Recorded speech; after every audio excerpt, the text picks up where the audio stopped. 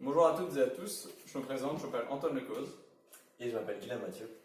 Et donc on va vous présenter l'intégrale d'une fonction affine.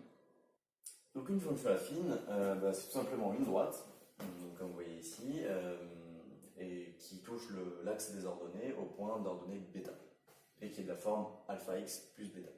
Donc voici l'intégrale d'une fonction affine. La fonction affine qui est f de x. Donc là vous vous dites, mais qu'est-ce que c'est que ce symbole? J'ai jamais vu ça. Et en fait ce symbole c'est juste l'intégrale entre a et b de la fonction f de x. Et donc en fait, cette expression un peu bizarre, ça correspond tout simplement à l'aire que vous voyez en bleu.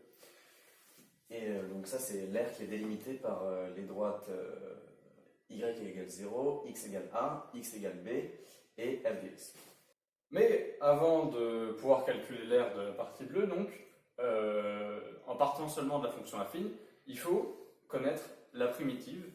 Et donc la primitive, on la calcule donc, de cette manière.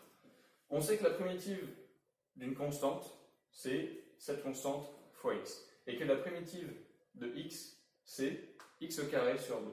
Donc en appliquant ces deux principes, on sait que la primitive de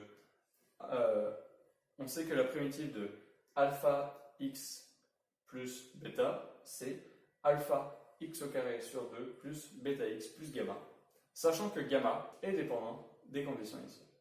Donc si on revient à notre expression du départ, donc l'intégrale entre a et b de f de x, donc on sait que c'est la primitive de b moins la primitive de a. Et ça, si on applique ce qu'on avait trouvé juste avant, on développe et on obtient cette formule assez longue. Et donc, en simplifiant ces deux expressions, on obtient cette solution. Donc, alpha facteur de b carré moins a carré sur 2 plus bêta b moins a, donc qui correspond à l'aire de la partie bleue qu'on a vue précédemment. Et voilà. Merci à tous d'avoir visionné notre vidéo et à bientôt pour plus d'aventures mathématiques. Au revoir.